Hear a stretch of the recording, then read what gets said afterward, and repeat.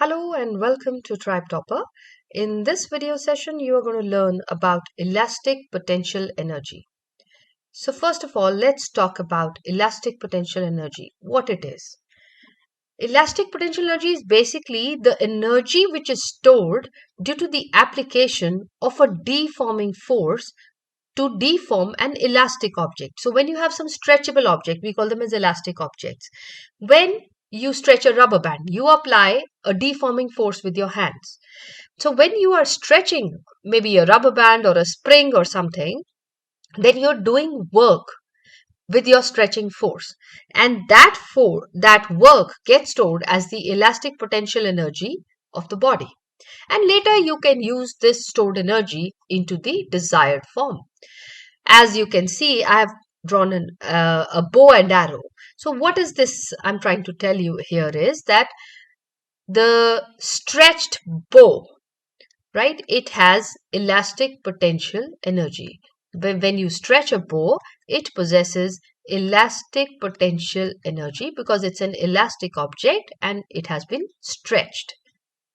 Now, the moment you release it with your hand, all the stored EPE, the elastic potential energy, gets converted into kinetic energy of the arrow.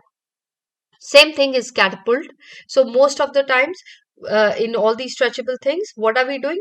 We are doing work in stretching the object, and that gets stored as the elastic potential energy, and later generally that can be converted into the kinetic energy of the object. So this is how you're going to use the elastic potential energy in various forms. Another very important example or the case is that of a spring. So elastic potential energy of a spring and Hooke's law. Now, what is Hooke's law? Hooke's law says that when you're stretching something, then in case of stretchable objects like a spring or any elastic object, there is a deforming, a restoring force that acts, which tries to pull the object back. So what is this restoring force? I would say, so a restoring force is a force that pulls the object back to its original position and shape. You might have experienced while stretching a spring or a rubber band, when you try to stretch it more and more, you feel it difficult to stretch further because a restoring force develops which is trying to pull that elastic object backwards. Because that might be your experience that the moment you stretch a spring, you go on stretching it more and more, it becomes harder.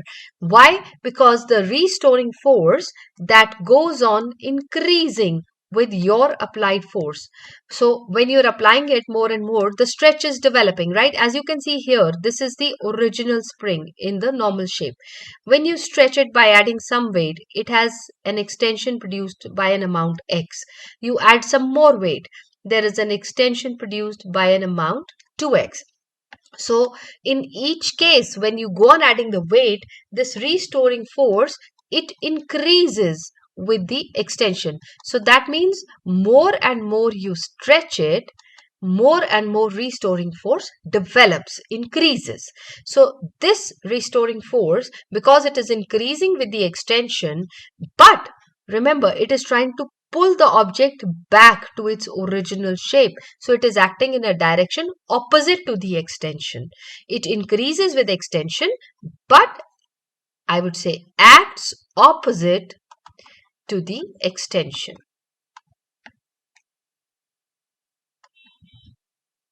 So we can say that this force is therefore directly proportional to the extension x, but with a negative sign, because the direction is opposite, but it is directly proportional because more and more you stretch, the more and more restoring force develops. So when we remove the proportionality sign, we get a constant here k, which is called the spring constant, and this expression F is equal to minus kx is called the Hooke's law. So Hooke's law tells us that there is a restoring force F is equal to minus kx, which goes on increasing with stretch. Now, let's find out how much the elastic potential energy will be stored in stretching a spring. as we have already talked about the definition, that elastic potential energy, from where does it come? It comes from the work done. Now here, this restoring force, it goes on increasing and there is an extension increasing. So we have that force which is acting here is negative kx. For the time being, we can ignore the negative sign because that is just indicating the directions. So force that is acting here is kx. So this maximum force is kx. Now, because this is a variable force, so how would we find the work done? So work done in case of a variable force, whenever we have a variable force, the work done is obtained from the area under the F versus X graph. So here, because whenever we have a variable force, we have to plot a graph of the F with X when it is increasing. So we get the area under this curve. So in this case, what will be the work done by this work done by the restoring force F? That will be equal to the area of the triangle that is being formed. And we can see, if I mark this triangle as say OAB, so I would say the area of the triangle OAB, that is going to be equal to half times base times height. So which is half times base is the X extension times height is the F max. But what is F max? That is given by Hooke's law as kx, so half times x times kx, and this work done comes out to be half kx square. It is this work which gets stored as the elastic potential energy. Therefore, elastic potential energy of a spring is given by this formula, that is half kx square.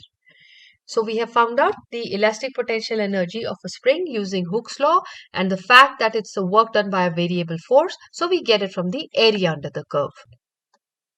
So here we have a problem which states that a ball of mass 250 grams.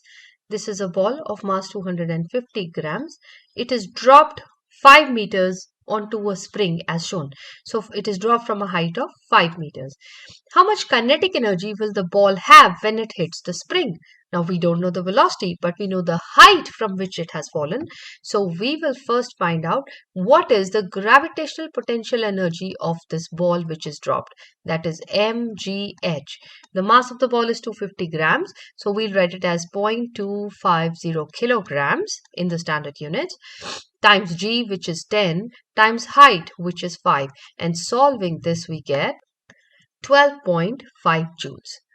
Now, this gravitational potential energy is going to be equal to the kinetic energy at the time of hitting, because all of the gravitational potential energy has been converted into the kinetic energy. So, kinetic energy is how much? 12.5 joules. Then in the next question, they ask you how much work will be done as the spring is compressed. Now, how much work it has to do in compressing the spring?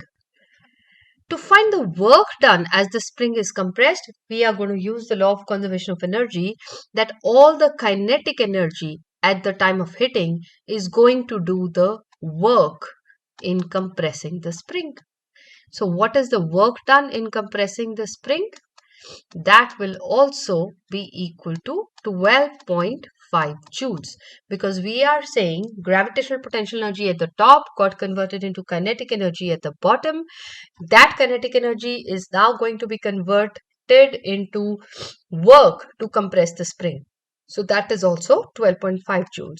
In the last part, they ask you, if the spring constant is given, calculate how far the spring will be compressed. So let's use the the conservation of energy again. Now this is the work done, which will be also stored as the elastic potential energy of the spring. So work in compressing the spring is going to be stored as the elastic potential energy of the spring. So that means 12.5 joules is basically equal to half kx square. Now we have to find x, that is how far it has been compressed. X denotes the extension as well as the compression. So x square is equal to 12.5 times 2 upon k. The value of k is 250 kilonewton. So that is 250 into 10 to the power 3. Solving this, we get So 12.5 into 2 is 25 over 250 into 10 raised by 3. So this is 10.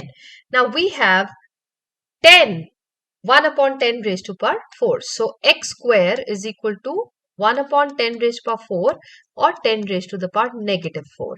Therefore, what is x? That is 10 raised to power negative 2 meters, or we can say 1 centimeter. So if you look at this question, all we did is again law of conservation of energy. Now I have converted it so many times. Gravitational potential energy at the top gave us kinetic energy at the time of hitting. This kinetic energy is converted into work in compressing the spring. So we got the same answer. This work in compressing the spring is equal to elastic potential energy of the spring. So equating the two, we got the extension or the compression, that by how much amount it will be compressed. And that is simple maths then, and we get the compression. That's all for this video session. In the next video lesson, you're going to learn about power and efficiency and a couple of problems based on that. Thank you.